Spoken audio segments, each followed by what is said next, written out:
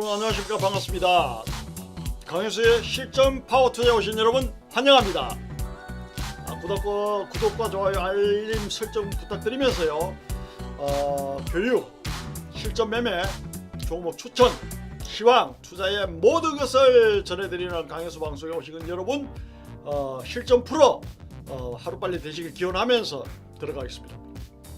자, 오늘은 지금 현재 우리의 좌표가 어디냐, 오늘은 우리의 글로벌 시장이 어떻게 움직일 것이냐, 오늘은 우리나라 시장이 앞으로 어떻게 움직일 것이냐, 거시적인 마이크로가 아닌 매크로적인 시황을 말씀드리겠습니다. 자, 제가 미국 시장은 뭐가 중요해요? 미국 시장은 기술주 위주인 나스닥 100이 중요하죠. 다우는 뭐 전통주 위주로 돼 있잖아, 그죠? 나스닥 100이 중요한데 우리나라도 수출로 먹고 사는 나라고 하니까 나스닥 100 영향을 많이 받잖아요. 그러면 나스닥 100을 또 한번 볼게요. 이게 글로벌 선도 시장이고 우리나라보다 거래 규모가 엄청나게 크고 또 우리가 추정하기 때문에 이게 중요한 거예요. 우리나라 시장보다 훨씬 포텐셜이 있잖아요, 그죠? 자, 세계에서 여러분 땅이 제일 큰 나라가 어딥니까? 땅이 제일 큰 나라, 땅은 제일 큰 나라는 미국입니다. 인구는 제일 많은 나라가 어딥니까? 중국입니다. 13억. 그 다음 어딥니까? 인도입니다. 인도 12억. 그러면은 우리가 미국하고 중국이 기축통합 패권으로 지금 싸움을 하고 있고, 그거는 뭐 영원한 전쟁이죠. 그 다음에 이번에 또 어떻다? 시진핑하고 트럼프가 지금 티격태격 하고 있죠. 예. 트럼프가 중국의 기업을 미국에 상장해놓은 기업을 아예 상장 폐지를 하겠노라, 뭐 상장 폐지도 할 수 있다, 지금 이렇게 나오고 있어요. 그러면 어때요? 우리가 중국하고 미국이 왜 중요합니까? 우리나라 수출이 포지션이 제일 크기 때문에 중요한 거예요. 우리나라는 경상수지 수출로 먹고 사는, 경상수지가 상품 수지가 제일 중요한, 상품 수지는 뭡니까? 수출해야 먹고 사는 거예요. 우리가 상품 수지가 마이너스 나면 큰일 나는 나라예요, 우리는. 그래서 미국과 중국과 제일 수출을 많이 하는데 제일 중요하잖아요. 그러니까 어때요? 또 미국 시장, 중국 시장 따라가잖아요. 그러니까 어때요? 지표를 안 볼 수가 없는 거예요, 안 볼 수가.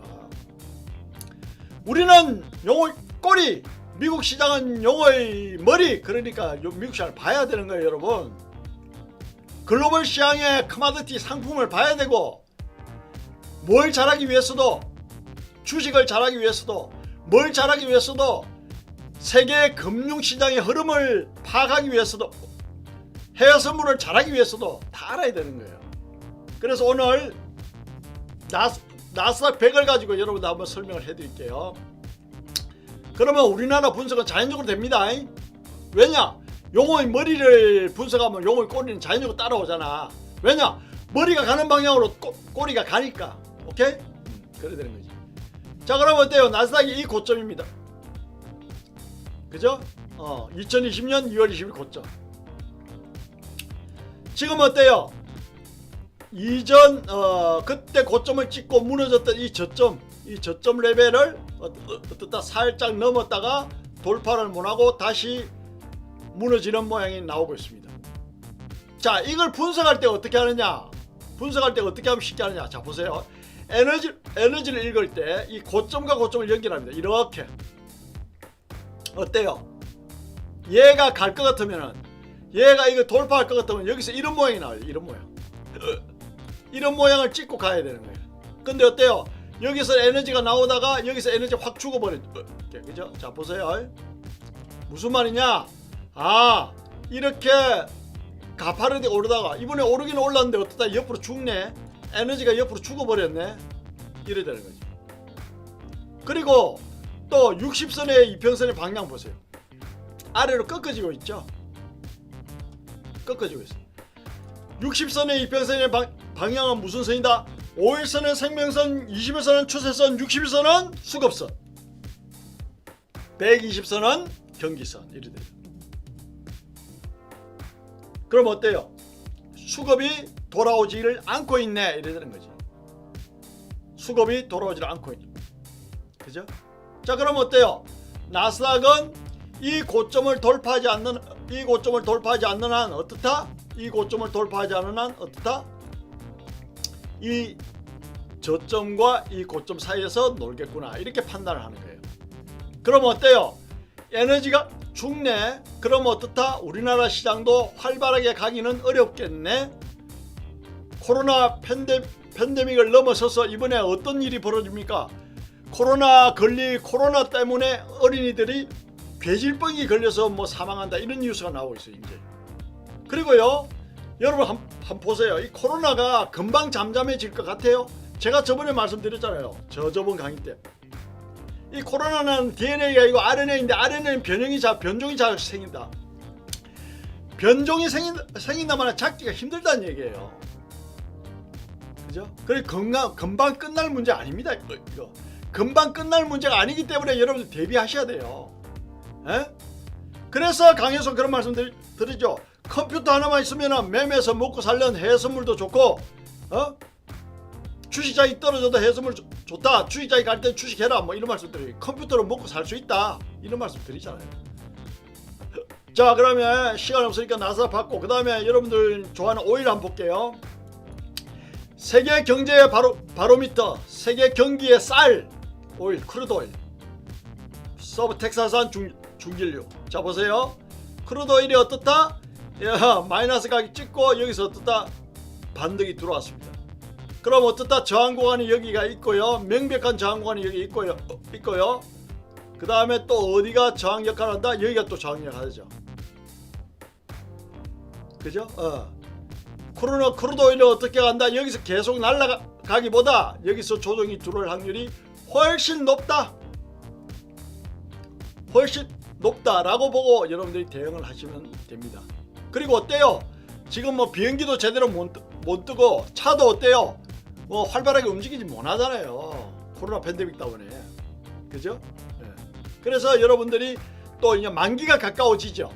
그래서 오일이 좀 조정이 들어올 수 있구나. 조정도 기간적이니까 가격 조정이 있는데 무슨 조정이 들어올 수 있다? 가격 조정이 들어올 수 있다. 이런 감으로 여러분들 보셔야 돼요. 자, 지금은요, 디테일한 거 보는 게 아닙니다. 디테일한 거 보는 게 거시적인 거 보는 거예요. 거시적인 거. 그 다음에 골드. 자, 양적 완화를 한대, 돈을 푼대, 돈 가치가 떨어진대. 그러면 어떻다? 실물 자산의 대표적인 금은 올라가죠. 금 가격이 그래서 올라가는 거예요, 여러분. 돈 가치가 떨어져. 그러면 어때요? 주식 시장으로 몰려. 돈 가치가 떨어져. 그럼 어때요? 돈이 주택 시장으로 몰려. 부동산 올라가, 주식 올라가는 게 정상이다. 그러나 돈 가치가 떨어짐에도 불구하고 경기가 너무 안 좋고 서민들이 수입이 너무 쪼그라들면 부동산 값도 못 올라가요. 그죠? 주식도 어느 정도 한계가 있지. 왜냐? 기업의 실적이 안 좋아지니까. 서민들이 돈이 있어야 서고 소비를 하지. 소비를 해야 기업의 매출이 오르고, 매출이 올라야 영업이익이 증가돼요. 영업이익이 증가돼야 주가가 오르지. 그죠? 그래서 주식이나 부동산은 문제가 있는데 금값은 이렇게 올라가는 거예요.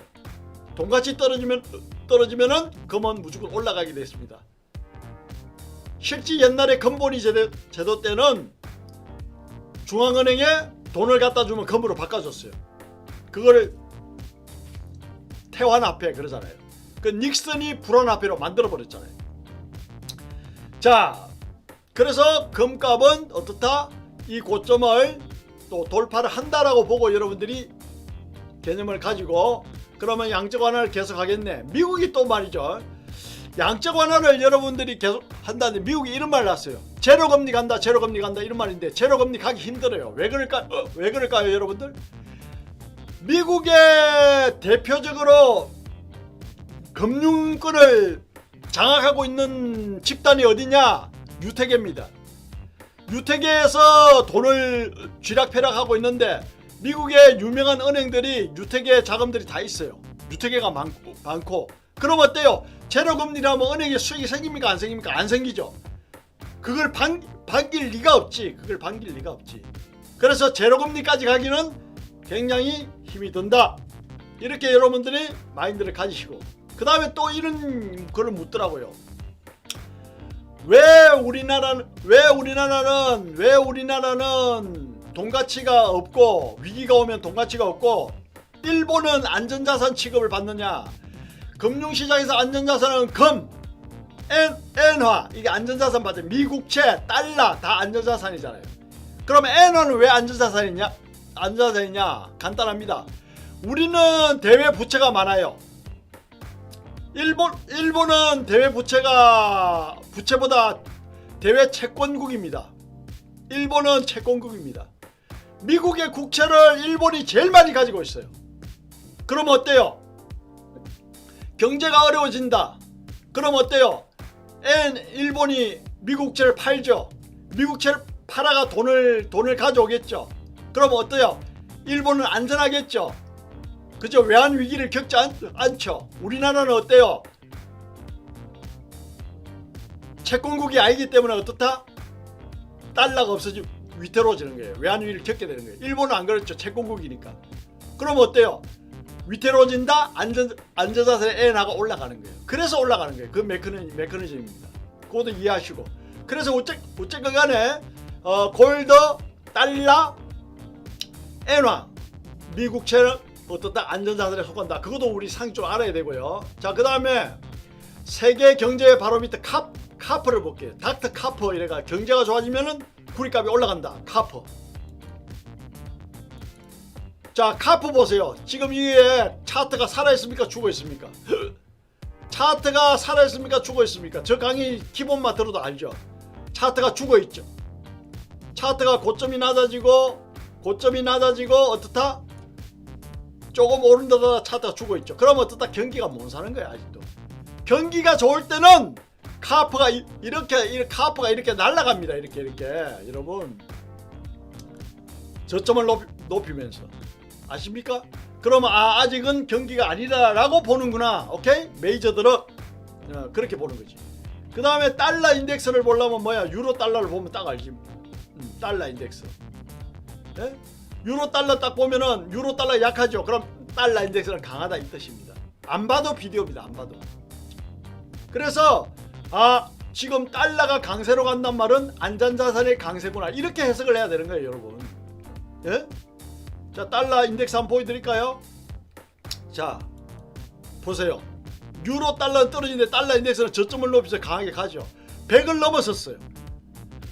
달러 인덱스가 100 이상이란 말은 달러가 강세다 이 말이거든요. 이해 가십니까? 주요 선진국 6개국 대비 달러의 가치를 나타내는 게 달러 인덱스다.